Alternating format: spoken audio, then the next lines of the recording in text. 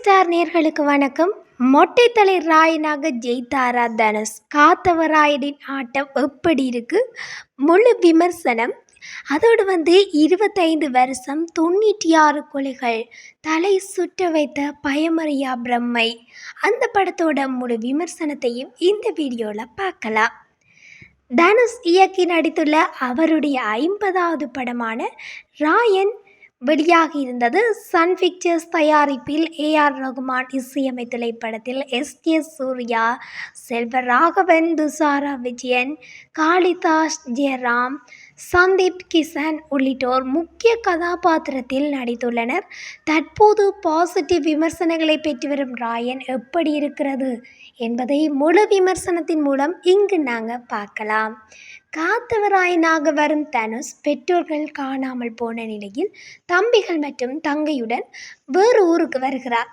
அவர்களுக்கு அடைக்கலம் கொடுக்கிறார் செல்வராகவன். அந்த ஏரியாவில் கேங்ஸ்டர் ஆக இருக்கும் சரவணன் எஸ்.ஜே. சூர்யாவை காலி செய்ய வருகிறாள் போலீஸான பிரகாஷ்ராஜ்.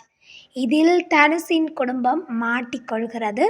தன் தம்பிக்காக கத்தியெடுக்கும் தனுஷ் குடும்பத்தை காப்பாற்றினாரா என்பதுதான் படத்தின் கதையாக அமைந்திருக்கு. வழக்கமான ஆக்ஷன் சென்டிமெண்ட் என நாம் பார்த்த கதை தான் இதுவும். ஆனால் அதை ஆக்ஷன் என்ற ஒரு விஷயத்தை மட்டுமே வைத்துக்கொண்டு நகர்த்தி இருக்கிறார் இயக்குனர் தனுஷ்.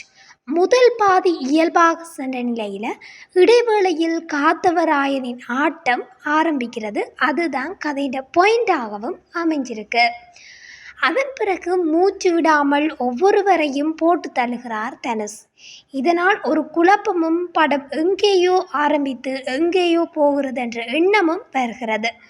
அதேபோல் சில காட்சிகள் யூகிக்கும்படியாகவும் உள்ளது. ஆனால் அதையெல்லாம் தாண்டி செல்வராகவன், எஸ்.ஜே. சூர்யா என ஒவ்வொரு கதாபாத்திரமும் படத்தை தாங்கி நிற்கின்றனர். நான் தான் இயக்குனர், நான் தான் ஹீரோ என யோசிக்காமல் அனைவருக்கும் முக்கியத்துவம் கொடுத்திருக்கிறார் தனுஷ். இது ப்ளஸ் பாயிண்டாக அமைஞ்சிருக்கு.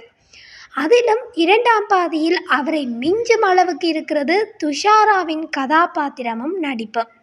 அவ்வப்போது எதற்கு தேவையில்லாமல் இவ்வளவு சண்டை ரத்தம் என நாம் யோசிக்கும் போது ஏஆர் ரகுமானின் இசை அதை மறக்கடிக்க செய்து விடுகிறது. இதை சரியாக உபயோகப்படுத்தியிருக்கிறார் தனுஷ்.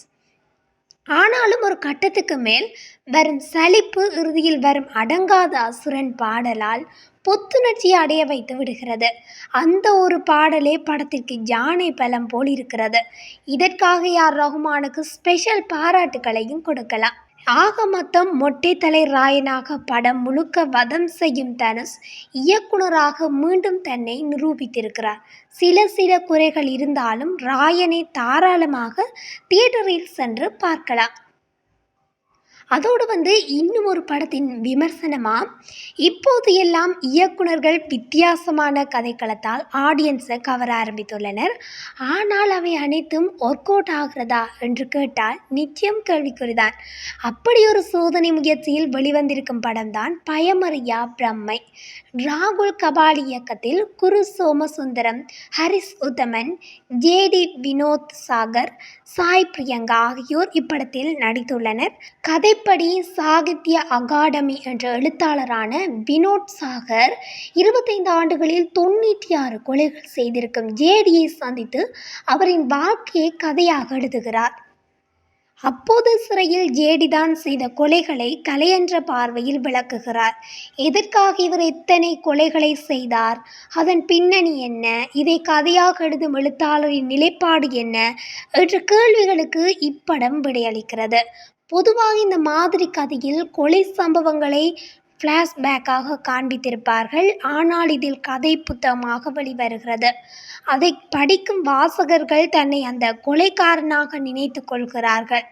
அந்த கோணத்தில் தான் கதை நகர்கிறது. அதனாலேயே படம் பார்ப்பவர்களுக்கு இது பெரும் குழப்பத்தை கொடுக்கிறது.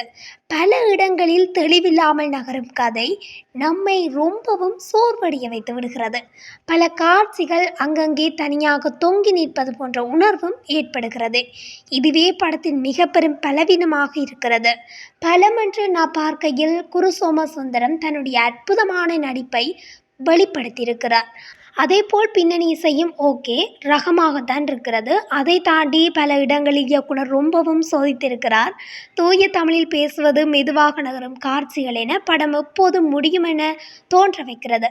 ஆக மொத்தம் வித்தியாசமான முயற்சியில் வெளிவந்திருக்கும் இந்த படம் சோதனையாகத்தான் அமைந்திருக்கிறது.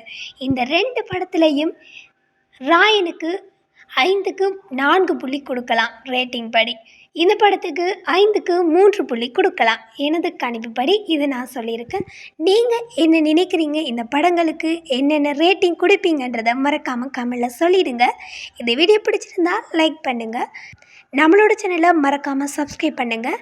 இது போன்ற படங்களின் விமர்சனங்களை அறிந்து கொள்ள நம்ம சினி ஸ்டார் சேனலுடன் இணைந்திருங்கள். தேங்க்யூ, பாய்.